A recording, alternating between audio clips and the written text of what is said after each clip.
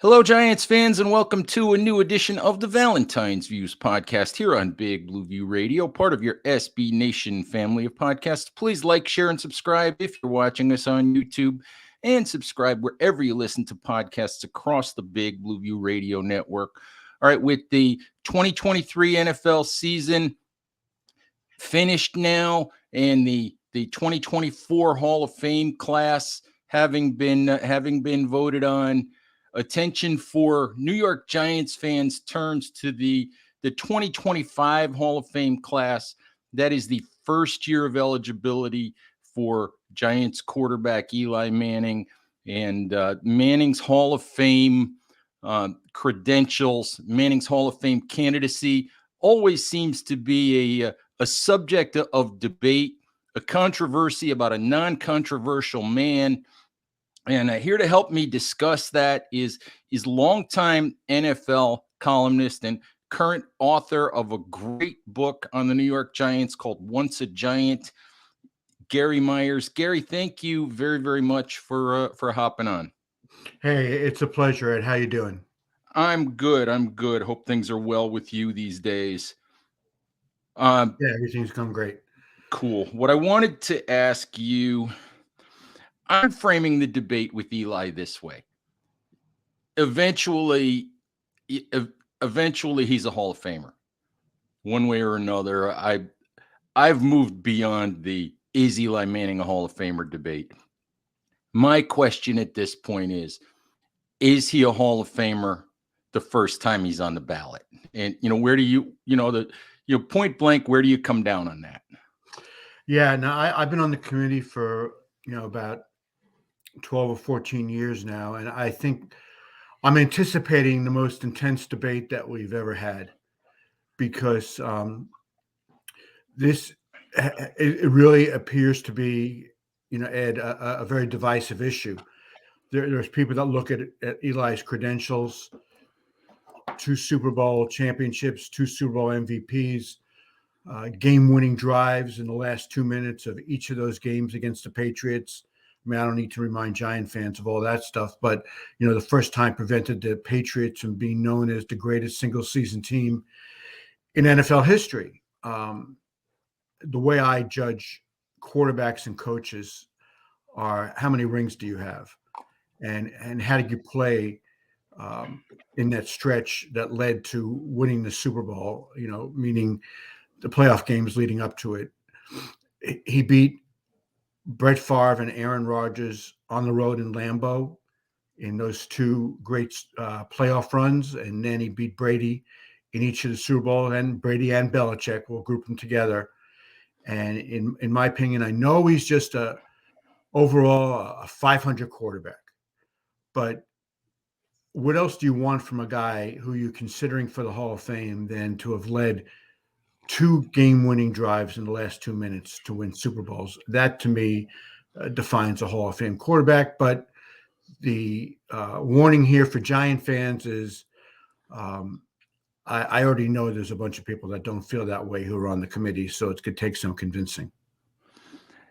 It seems like it's always been that way with Eli. Shoot, Gary, you covered the Giants long enough to know that even during the height of his career, I think there were still Giants fans who weren't convinced about what Eli was. Do you remember it that way as well? Oh, of course, Ed. I remember, if you remember this game, Thanksgiving in 2007. I believe it was against the Vikings. Thanksgiving weekend. I think he threw 4 interceptions and had 2 returned for touchdowns. And I wrote a column after that game questioning whether Eli was a long-term answer at quarterback for the Giants. It was his 4th year, and he just seemed to be the same player. Good enough to win some games, and certainly enough to lose a bunch of games. And 2 months after I wrote that column, he beats Tom Brady in the Super Bowl. And so the point is that as late as Thanksgiving of 2007, And I wasn't the only one. I'm sure there were a lot of Giant people around the Giants and Giant fans who felt this way. Like, when is this guy going to turn the corner and be the guy that Ernie Accorsi always thought he could be? And the light bulb went on for Eli in the playoffs that year. Winning at Tampa, at number 1 seed Dallas in that brutally cold overtime playoff game at Lambeau, and then what he did. Neither he nor Brady had a great game in the Super Bowl that year. Brady led what the Patriots thought was the game-winning touchdown drive with that pass to Randy Moss with like 2.5 minutes to go, and then Eli just marched the Giants right down the field. Of course, had the benefit of the Tyree catch, but I think it was from that point forward that people realized that what Eli was, that he was going to be a quarterback that threw a lot of touchdowns. He's also going to throw a lot of interceptions, but be his best in the big games. And Ed, I think we would have looked at him much differently. In 2008, the Giants were definitely the best team in the NFL up until the night after Thanksgiving, when Plexico had that incident at the bar when he shot himself in the leg, and Eli missed him terribly over the last month of the season. I think maybe there was one touchdown pass to a wide receiver over the last month, and then they got the bye, but then lost to the Eagles at home in the playoffs. And I thought the Giants had a terrific chance to repeat as Super Bowl champions, and if they had, I think we would have looked at Eli much differently. And he was having a really good season up until that point. That was the best team of Eli Manning, of the Manning Coughlin era. I think No question. Back up to 2007 for a second. I think you'll appreciate this. 2007 is when my website, Big Blue View, was born. And the very first thing that we did at Big Blue View was debate whether Eli Manning was good enough. That's the very first thing we did when we launched this website, was debate whether he was good enough. And like you, even, midway through the season, I still wasn't convinced. I think that, nobody saw what he did in that 2007 playoff run coming. But what it leads to for me is, we get the regular season record, 117. We get the fact that he's thrown a lot of interceptions, but a lot of great quarterbacks have thrown a lot of interceptions because a lot of great quarterbacks have a lot on their plate.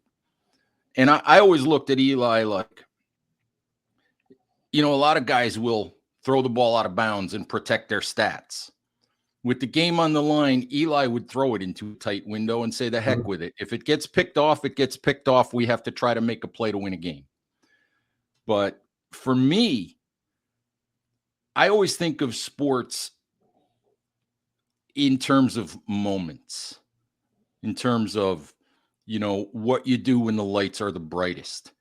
And for me, it's not Eli's fault that the Giants were 117 during the breadth of his career, because he didn't pick the players.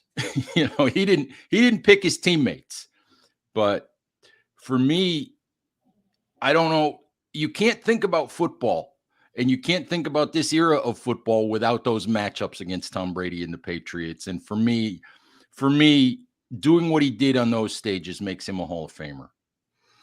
Yeah, no, I definitely agree. And I think one of Eli's problems, besides the fact that I thought the Giants failed him personnel-wise over the last, I guess maybe you can draw the line to the second Super Bowl. After that, I thought, other than the one year they made the playoffs with McAdoo, I thought the Giants failed him in not surrounding him as that offensive line that he had in 07 and 11 as they began to retire and lose effectiveness. They just never really replaced them. They missed on a bunch of draft picks, and he didn't have a quality line around him. I thought the skill positions, other than Beckham, it wasn't high quality, that he just didn't have a lot of places to go with the ball. The problem was that he was not Peyton, and he was always compared to Peyton, and he wasn't as good as Peyton. But when you look back on their careers, they each have 2 Super Bowl rings.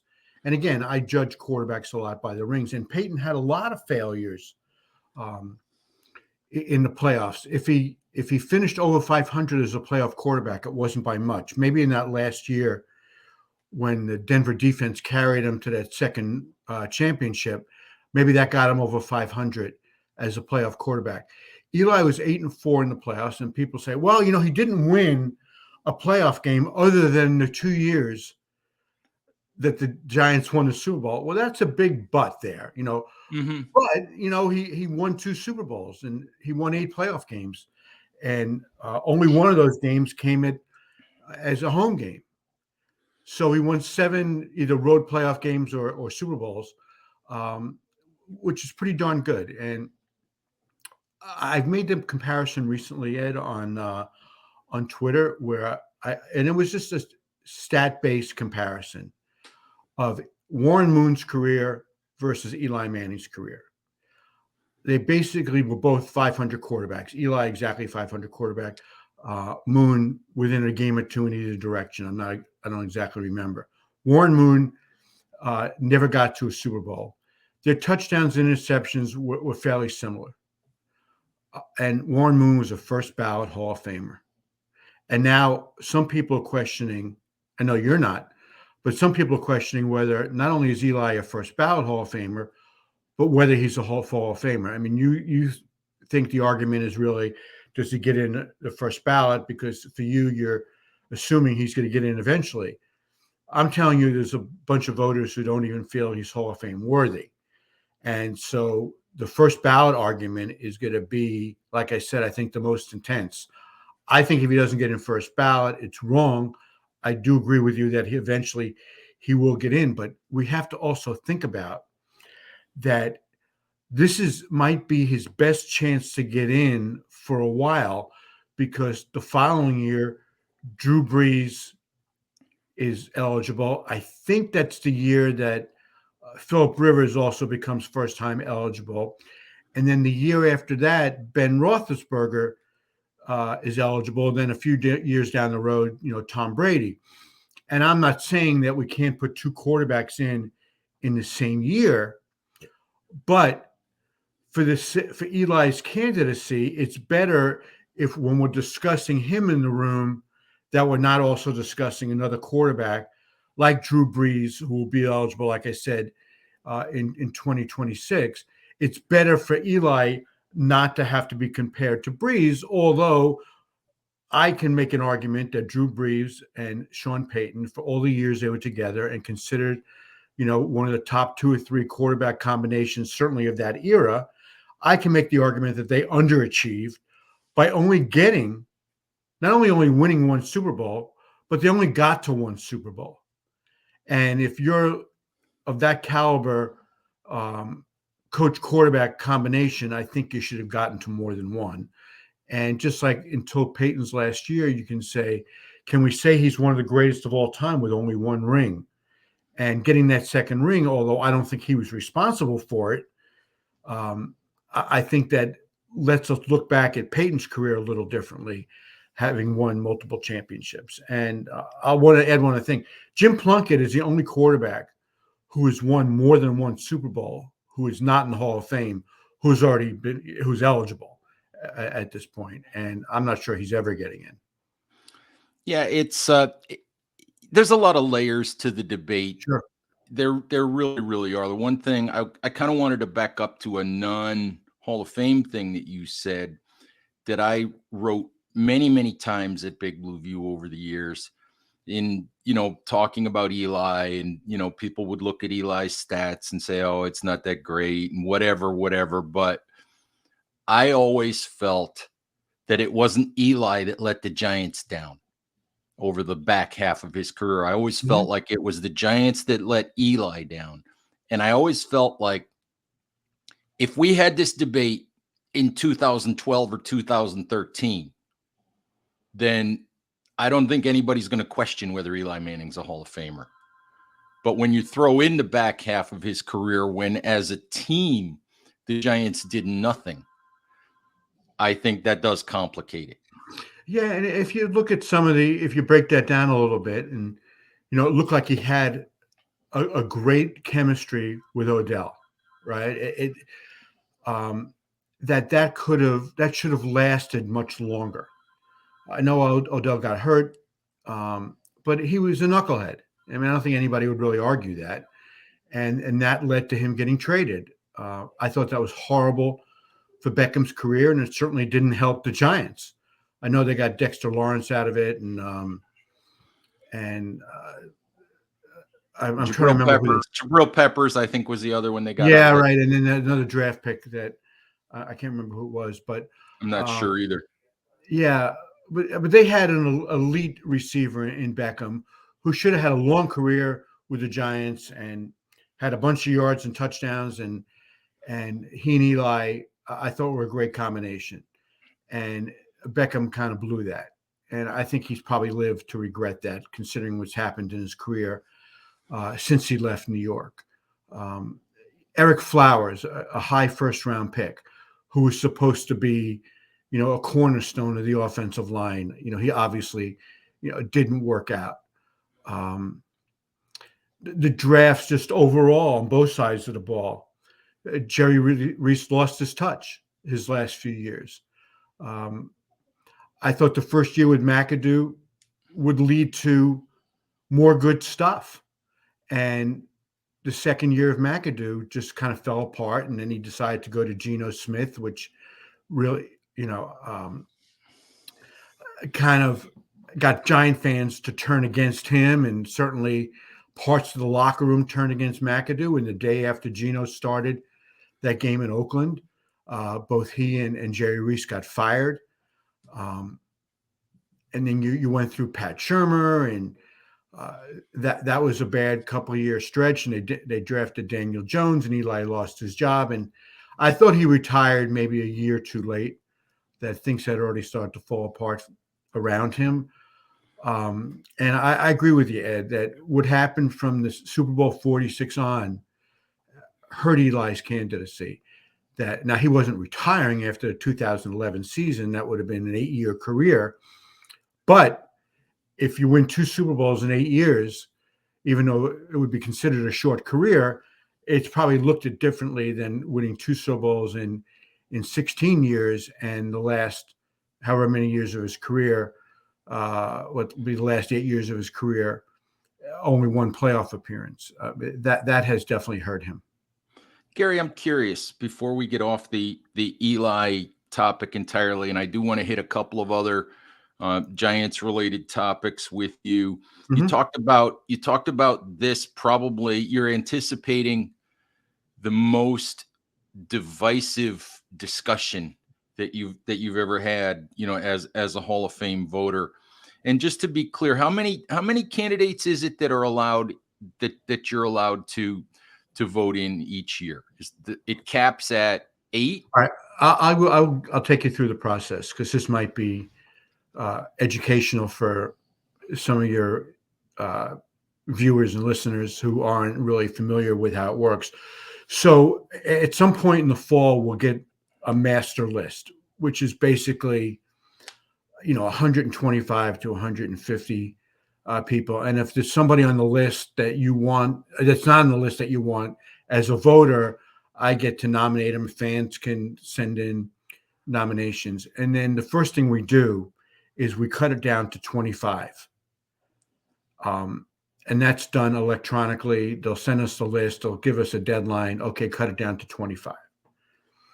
And then after we get to 25, we'll cut it down to 15. At this point, Ed, there's really there is no conversation among voters unless we do it individually. There's no like Zoom call or conference call among the voters to discuss the candidates. You can send out, and teams do send out, endorsements of candidates with their qualifications, information sheets, some videos or whatever. Once we get to 15, that's when the meeting takes place in the middle of January.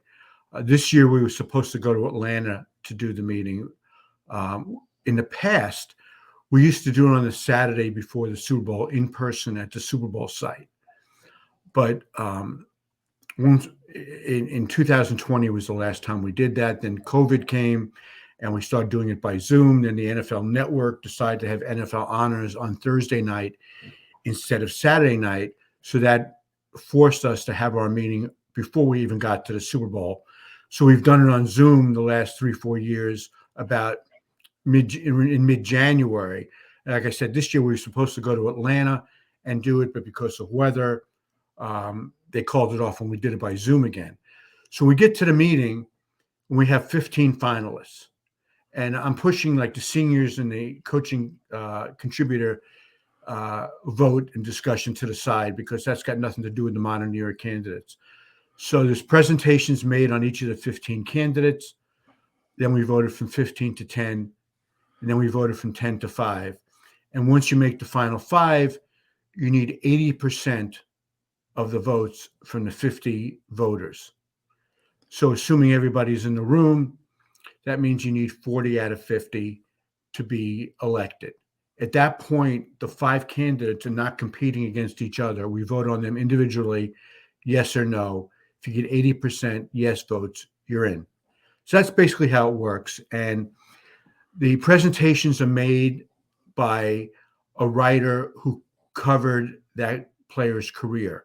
So I usually make the presentations on the Jets candidates. Bob Glauber, who had a long career at Newsday, makes the presentations on the Giants candidates. And, the Browns writer will do the Browns, and the Cowboys writer will do the Cowboys, et cetera. So the first major step for Eli in this will be getting to 25, which I fully anticipate, and getting to 15, which again, I fully anticipate.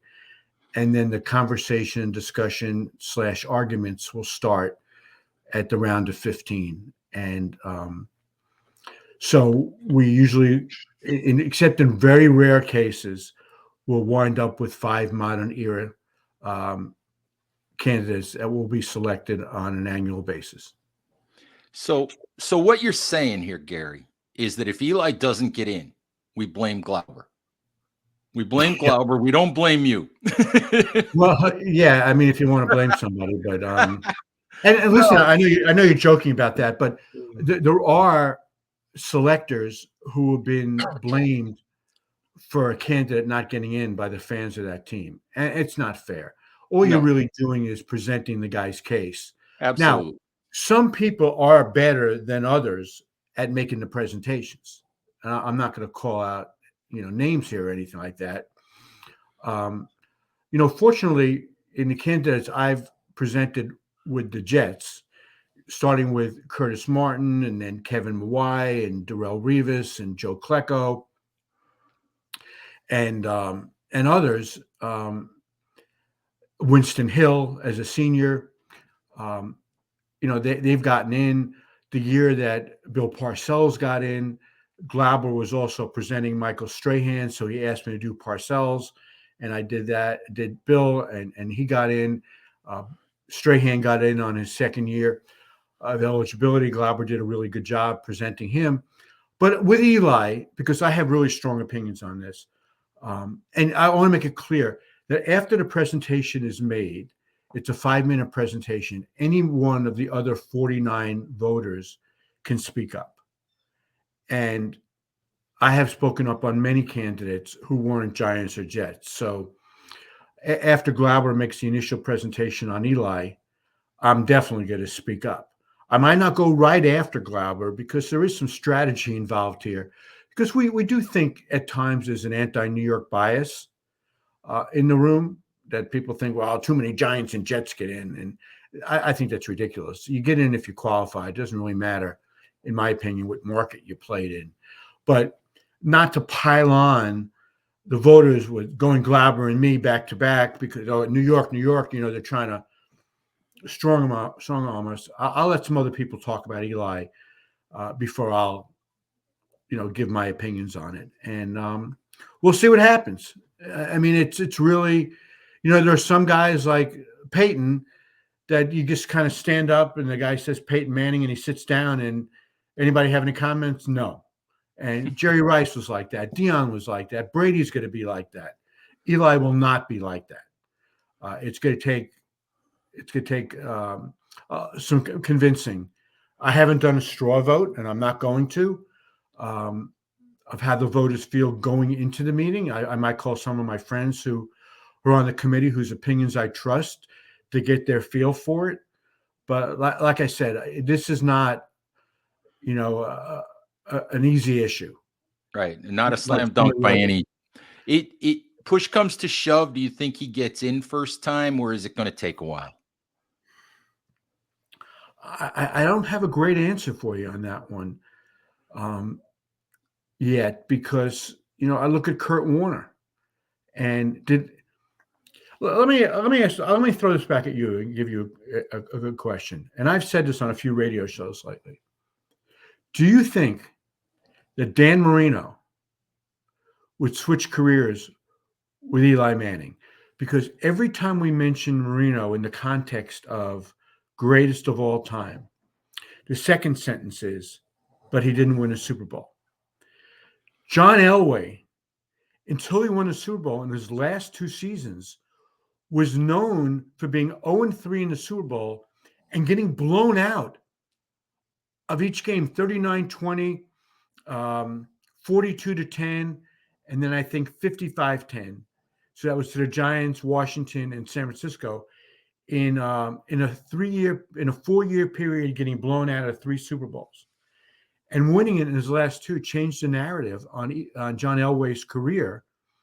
And that had a lot to do with Terrell Davis, the 6th-round pick, came out of nowhere and changed things. And he was responsible as anybody for winning those 2 Super Bowls. So I'll ask the question to you again, Ed, because I didn't give you a chance to answer it before. Do you think that Dan Marino would switch careers with Eli Manning? Absolutely. Absolutely. I know that if I was a Marino, I would. If I was Jim Kelly, I would switch That's another careers good with one. Eli But at Manning. least Kelly could say he I got got to 4 Super Bowls in a right, row. right. Marino got to 1 in his second year and never got back, and he got blown out of the game against San Francisco. I've always felt like, the argument with Don Shula, he's got the most wins. Is he the greatest coach? Well, think about from 1983 to 1995, which was his final season with Miami, I believe, because Jimmy, I think, got there in 96. So Shula had Marino for more than 10 years and got to the Super Bowl in his second year and never got back with a guy who's generally considered a top 5 quarterback in NFL history. So can Shula be considered the greatest coach of all time when he had one of the greatest quarterbacks of all time and only got to 1 Super Bowl? Never gave him a running game, never gave him an elite defense.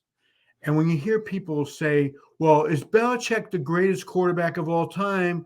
Look at it. He had the greatest quarterback of all time. So he, kind of, diminishes what Belichick did because he had Tom Brady. I mean, you can't have it both ways, right? You can't penalize Belichick because he had Brady, but give Shula a slide and say, well, he's the greatest coach, but look what he did. My argument is, look what he did with Dan Marino.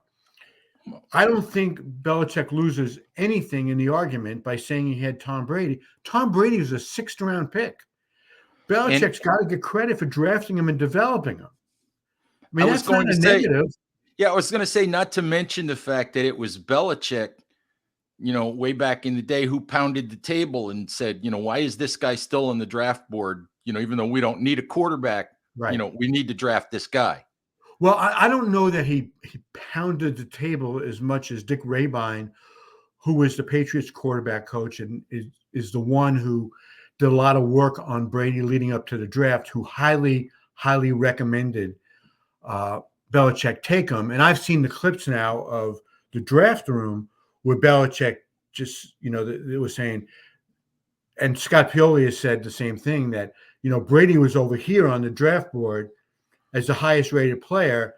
And the next rated player on the draft board at that point in the 6th round was all the way over here. And it's like, okay, we don't need a quarterback, but how can we pass on this guy? And then Belichick signed off on that. I think it was mainly Dick Rabine, but you have to give Belichick credit because he's the one that was making the picks. And, Robert Kraft had just signed Bledsoe to a $103 million contract. So they didn't take him thinking, okay, the next year Bledsoe was going to get hurt and they're going to put this guy in that nobody else in the NFL wanted, and then he's going to become the greatest quarterback in NFL history. That was never the anticipation, but Belichick deserves the credit for picking him, and then certainly deserves the credit for developing him, and then having the courage, and I would say courage, that after Bledsoe recovered, after about 2 months of Brady playing, of sticking with him and incurring the wrath of a lot of Patriot fans, and Belichick having gone through what he did with Bernie Kosar in Cleveland, of first benching him and then cutting him, and basically getting himself fired a couple of years later for running off the hometown hero, that Belichick in that case said, I think Brady gives us our best chance to finish off this run in 2001 and win a Super Bowl. And then when Brady got hurt in the second quarter of the AFC Championship game in Pittsburgh, and if you remember, Ed, there was no week off between the championship game and the Super Bowl in 2001. Brady, had a bad ankle injury in that game. Bledsoe came in, played a little more than 2 quarters of that game, threw a touchdown pass to help win the game. And on a short turnaround for the Super Bowl, he went back to Brady, who then won the game. So Belichick gets a lot of credit in my estimation for what happened with Brady, especially early on. And you'll see as time goes on here that people are going to downgrade Belichick's contributions in New England because of what happened after Brady left. Mm-hmm. Brady Absolutely. wins the Super Bowl, and they say, look, he won it without Belichick, but Belichick struggled in 4 years without Brady. That just proves it was all Brady in New England. People couldn't be more wrong about that. I hear you. It's interesting because as we were discussing that, I was thinking about Giants and Giants fans and the sort of year-to-year history of the Giants. The Giants have 4 Super Bowl titles in the 4 titles in the Super Bowl era. They've been there 5 times. Mm-hmm. And yet, there was what's commonly referred to as the wilderness years with the Giants, and then this last decade where there's been just one playoff victory since the last Super Bowl title. And fans are, what fans are like in New York, what Giants fans are like. And, it's, you talk to Giants fans and you read the comments on my website, and it's the worst thing in the world to be a Giants fan. And John Mara is the worst owner on the planet, and he should sell the team. And we're so miserable. And it's just, life is awful as a Giants fan.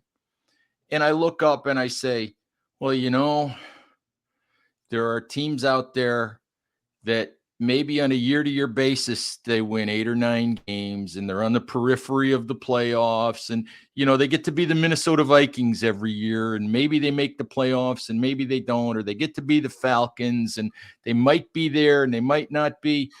But there's a whole lot of fan bases that would trade places with a team that's got 4 Lombardi trophies.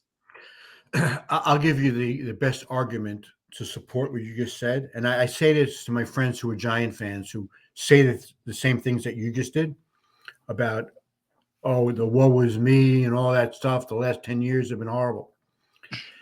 Since the Giants won their first Super Bowl in 1986, there's only one team in the NFL that's won more than the 4 than the Giants have won.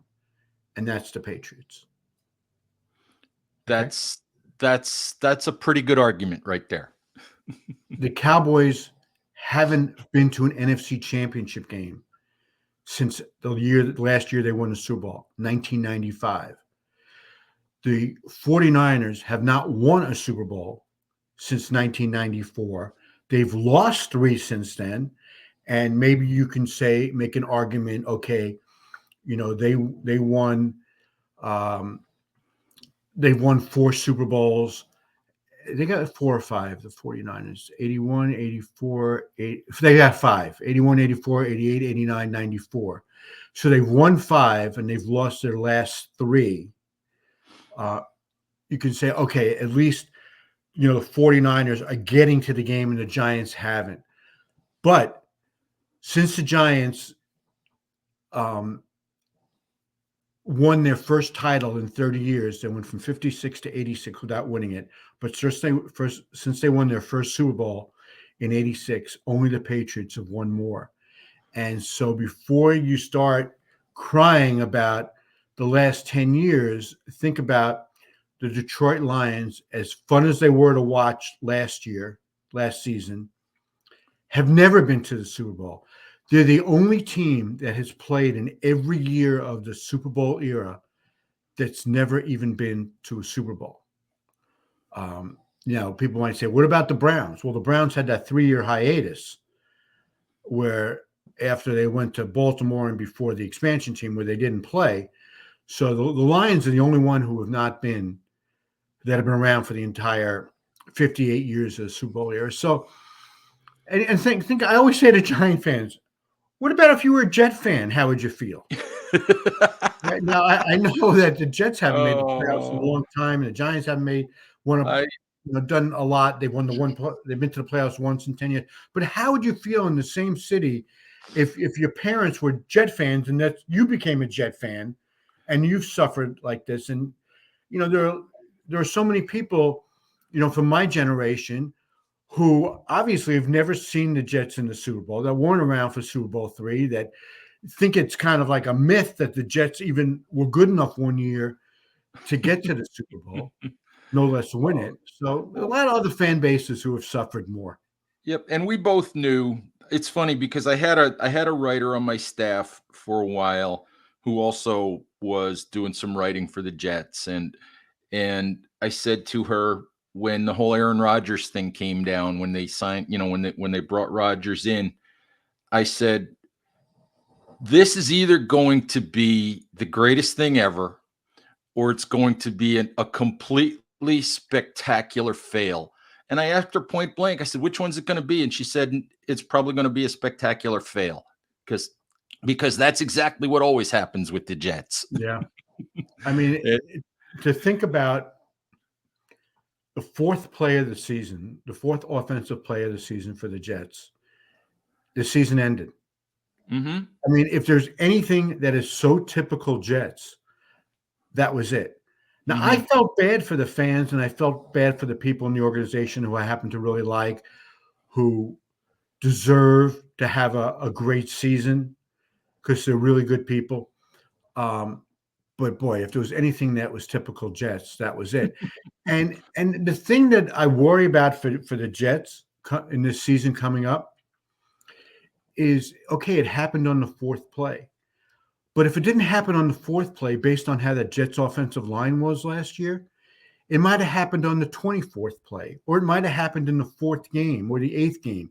But it was going to happen with a quarterback who was about to turn 40 behind an offensive line that was historically bad, that couldn't keep Zach Wilson healthy. And Zach was, a really mobile quarterback. I mean, he's not good, but he was at least mobile.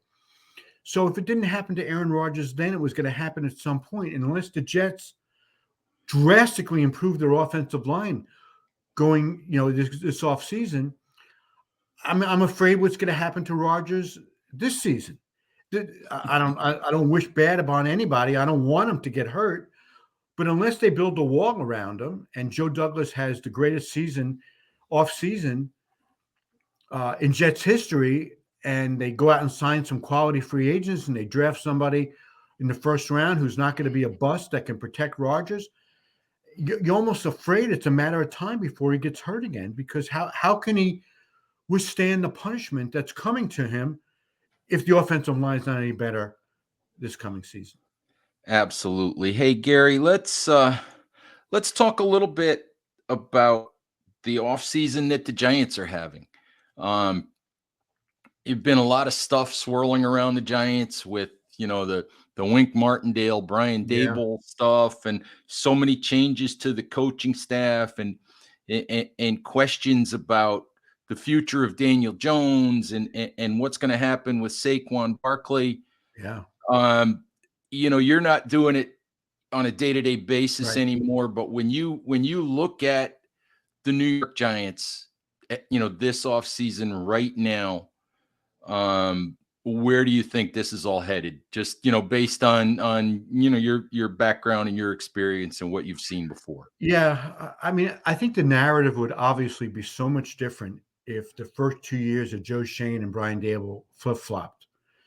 If 2023 was actually 2022, and then last Mhm. year they made the playoffs and won a playoff game, then you'd see the steady progress and improvement and figured to be a carryover um, to 2024. But because it was the other way around, we've already forgotten about what happened with the playoff year and the playoff victory, and we're basing everything on just a horrific year that the Giants had last year. It's so disappointing that our perspective on Brian Dable being a long-term coach for the Giants has certainly changed.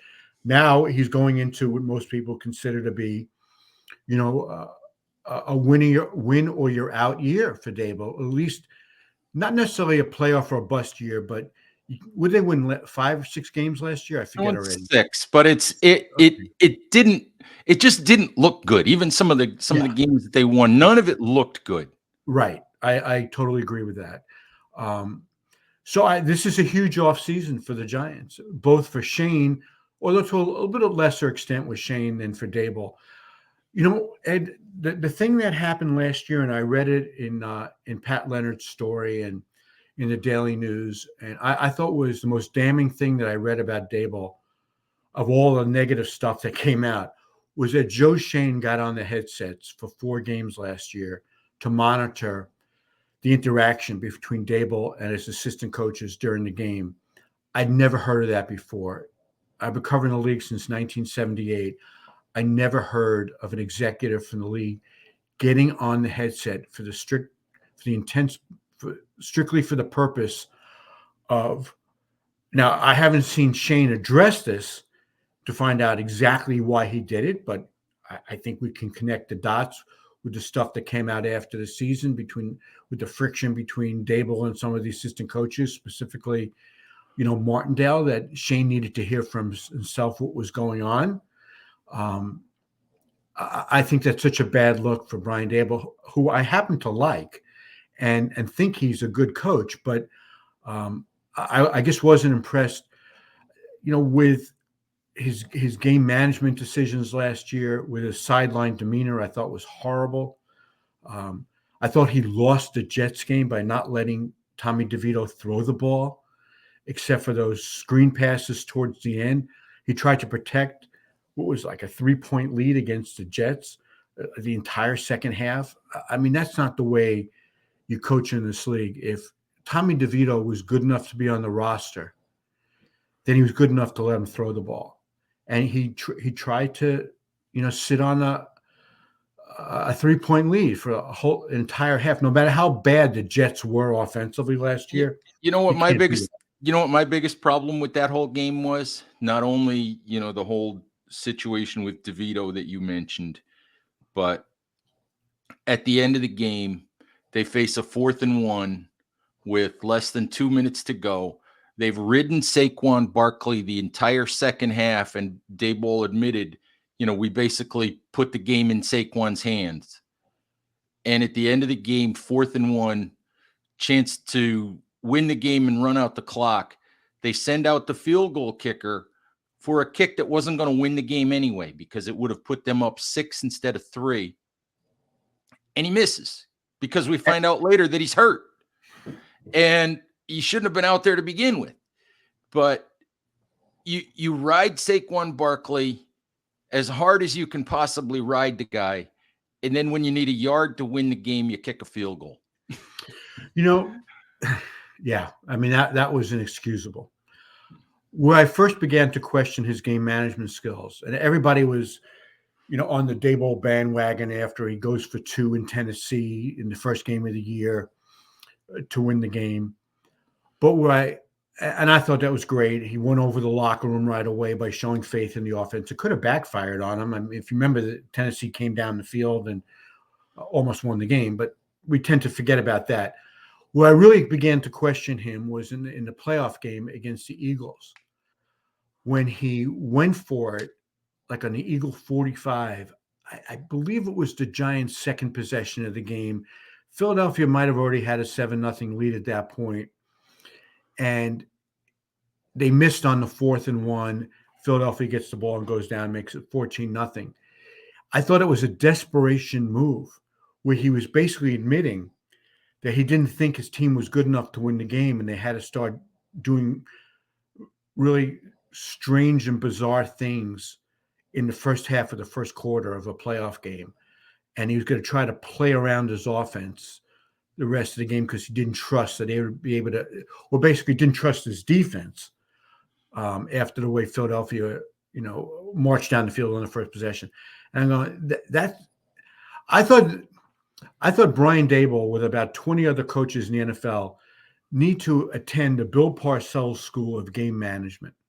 And I'm serious about that. There's a lot of coaches that have relied on Parcells in the offseason for advice. And I know that Bill is very willing to pass it down to the next generation. I think that Dan Campbell, who played for Parcells in Dallas, needs to spend some time with him after we saw some of his game management decisions in San Francisco in the NFC Championship game. A guy like Brandon Staley, who wound up getting fired, definitely needed to spend some time with Parcells. And I'm being totally serious about this, that the guy is a great resource, and Bill still has great affection for the Giants. And I think that Brian Daboll should spend 3 days and go down to Florida and just pick Parcells' brain on how to handle a team, how to handle game management situations. With everybody going for it on 4th down, how does Bill feel about doing that? When do you go for it on the 2-point conversion? Forget about the analytics. Do what Parcells did. Go by what you see and have a feel for your team on how to manage certain situations, because you're not going to manage the same situation the same way on a game-by-game basis, because you get a different feel for how games are going. You don't rely on a bunch of Harvard graduates who are sitting there with their computers to say, well, you have a 70% chance of winning if you do this and a 30% chance of winning if you do that. If you're going against the best defense in the league, those numbers don't mean anything. If you're going against a bad defense, those numbers don't mean anything. Each situation has to be judged individually. I hear you. And, I understand the growth of analytics, and I understand that those numbers should be something that a coach is aware of. But, I'm also a traditionalist when it comes to baseball. And my issue so much with baseball and growing with the NFL is exactly what you said. Allow the coach to use his eyes. There's a human element, always a human element beyond the numbers. What team are you playing against? Mm-hmm. How is the game going? For example, what injuries might your guys have, that the analytics can't account for? And, what's the flow of the game, for example? Silly decision that I remember. I think the Giants went for a 4th-and-1 last year. Daniel Jones' first game back from his neck injury. And what did they ask him to do? They asked him to stick his head in there and go for a quarterback sneak, tush push, whatever you want to call it, in his first game back from his second serious neck injury. And I was like, I don't even mind going for it here.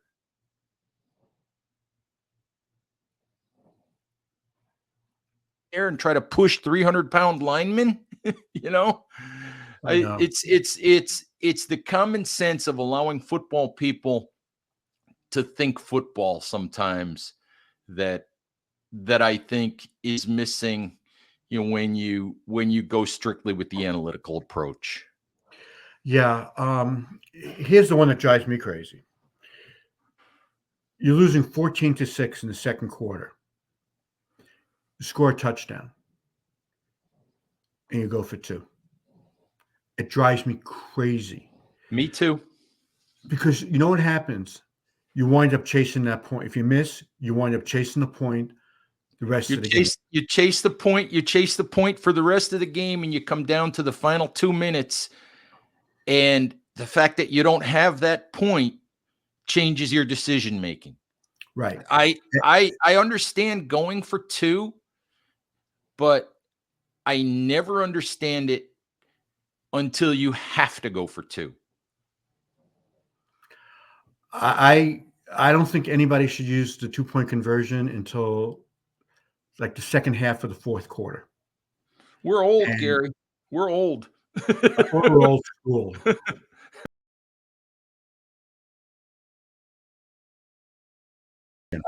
I before I let you go, Gary, just curious, your thoughts on Saquon Barkley and whether he's a Giant next season or not. My gut feeling is he's not. I'd be shocked if the Giants franchise him again. They don't want to go through that again with him. I think he's earned the right to test the market. It would be nice if the Giants say come back to us with your best offer, and give us an opportunity to match it. You like to see loyalty in sports that way. I think the Giants the guy has earned the right to go test his market value at this point in his career. But my feeling is when you see what's going on around the league with running backs, and you look at a guy just like Isaiah Pacheco, who is a very effective running back for the Chiefs, who I think he might have been a 7th round pick, Ed, from Rutgers. If you can find a guy like that who can be an effective every down back, then I'd be really surprised at this point if the Giants are going to pay a running back over $10 million a year, who has had a history of getting hurt. They haven't won anything with him. I hate to use the argument, they win 6 games with him. They can win 6 games without him. I still think he's a top 5 running back in the league, but I think the Giants will look at him as a replaceable part. And Yeah, they can do it a unfortunately, lot cheaper. Unfortunately, at 27, what you wind up paying for is probably declining production. Yeah. It's not, when you look at the history of leg injuries and you look at all of those things, running backs don't get better after 6 years in the league. They just don't. Right. And Ed, I think a really good example of it backfiring is the Cowboys giving Zeke Elliott that long-term contract that wound up, causing cap problems because he was only effective for maybe 2 years of that long-term deal. And I thought that Saquon probably made a mistake last year, not taking the 2-year contract that would have, gotten him a bunch of good guaranteed money this year. But he sees the money being thrown around the league, not at running back, but with the Giants are paying, Dexter Lawrence and Andrew Thomas, and he thinks, where's mine? I'm just as important to the team as they are. But the difference being that just the outlook for teams has changed on how they want to pay running backs, and it's basically because their shelf life is so short of having elite seasons. And you're right. I mean, how many more great years is Barkley going to have? He might not have any more great years. We don't know that. The Giants don't know that. Barkley probably thinks that at his age, he's got at least, 3 or 4 more good ones. But I think it's kind of a gamble. Somebody, I think, will pay him. He's not going to get a 4-year contract averaging $15 million a year. I don't see that happening. He might get a high annual average on a 2 or 3 year deal and maybe a bunch of guaranteed money. But, if somebody's willing to pay it, Giant fans might say, well, just for argument's sake, if the Cowboys are willing to pay, Barkley $30 million guaranteed on a 3-year deal, why won't the Giants do it? Why should another team pay it and the Giants won't do it? Well, it's just Giants are a team that probably needs the cap space. They're a building team and figure that maybe before they're a Super Bowl contender again, that Barkley's career will be over. So they don't want to invest in him. It's just a philosophy that most teams have now. And it also, you mentioned the Cowboys. it also has to do with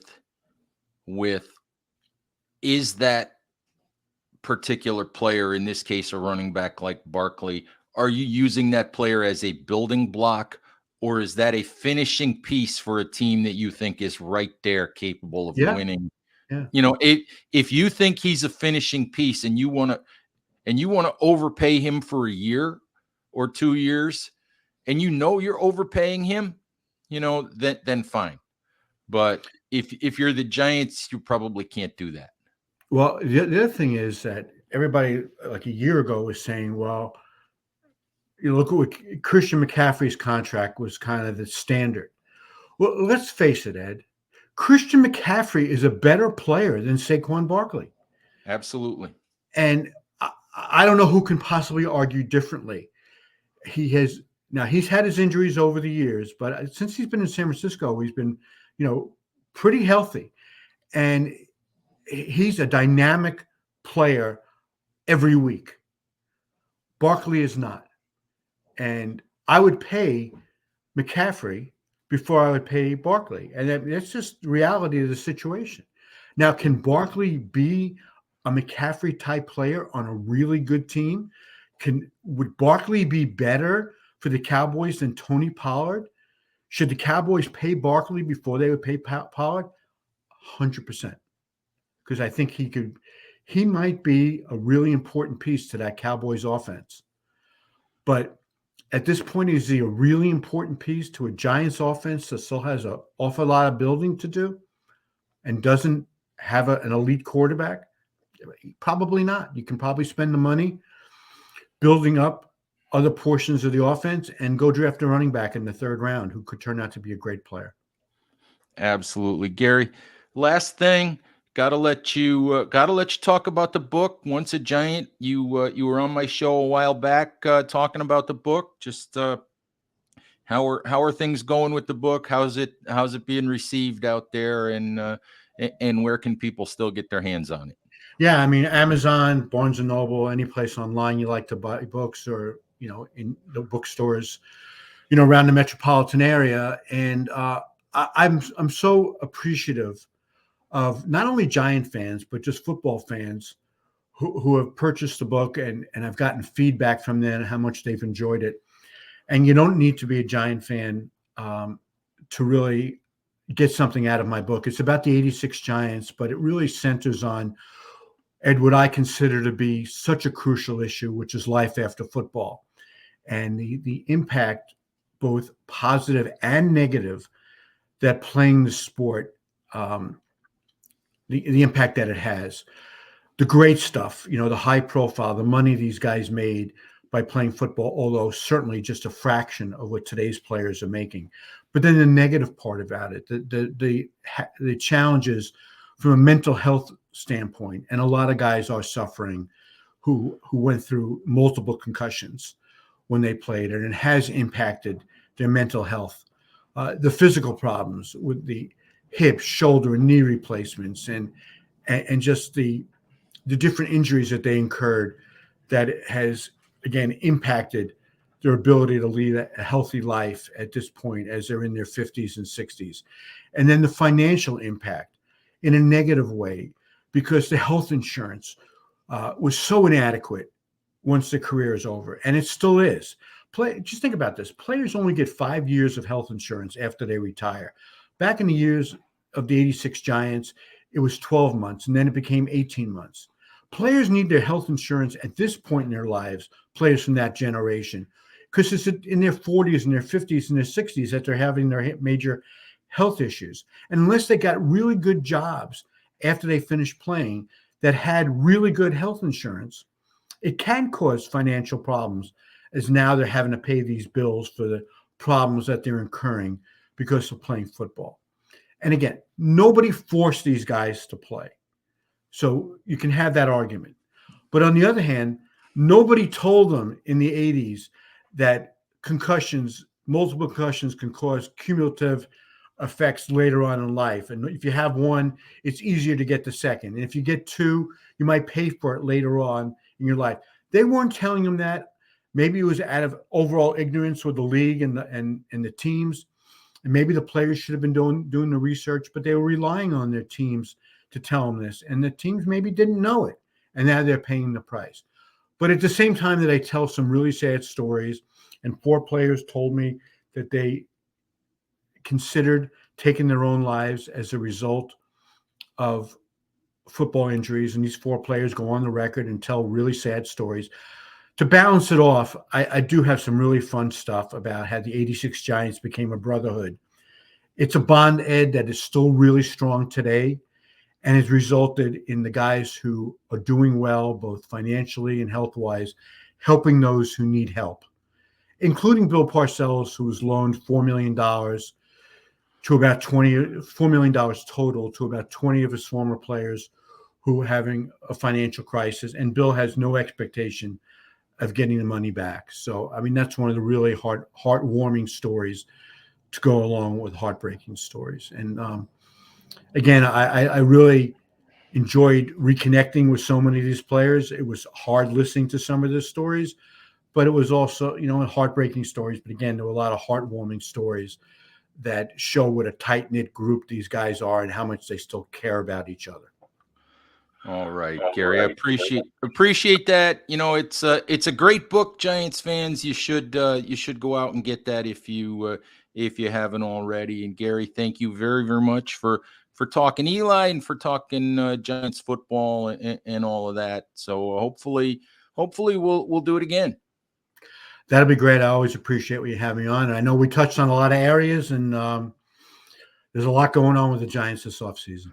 And we'll see what happens, and depending on how some of it all shakes out, we'll talk about it again and see. Giants fans love they love the controversial stuff, I guess. It used to be with the Giants, Gary, where the only time you read about the Giants on the back page of the Daily News was when they did something good on the field. And it's not necessarily that way anymore. Well, and I think that Giant fans and all football fans know that this has gone from a 5-month season. And back when I first started covering, you really wouldn't hear anything until the draft. I mean, there'd be like a 3-month dead period in there because it was before free agency. The combine really hadn't taken off. You'd cover a little bit about the off-season program, but it wasn't like it was today, that with the OTAs and all the access that you have in the off-season. And certainly there wasn't free agency, which fans are totally into, and it's fun. So it was really quiet from the Super Bowl until the draft. Now there's really a football hot stove that, especially the beginning of free agency, it's so much fun. If you're into this kind of stuff with teams and players, all the rumors and the switching of teams, it's much better than baseball free agency, which once it starts, it kind of trickles out. The first few days of football free agency is dynamic. It's really a lot of fun. Yeah, it's great stuff, and that'll be coming up soon. So Yeah, we'll find out who the Giants bring in. We'll find out whether Saquon Barkley goes somewhere else. So lots of stuff coming up, Giants fans. The combine coming up in a few days, and I'll be out there in Indianapolis once again, wandering around looking for people to talk to, and hopefully you guys enjoy that, and hopefully you guys have enjoyed my conversation with Gary Myers. So thank you as always for listening. Please stay safe out there, take care of each other, and we'll talk to you soon. Bye-bye.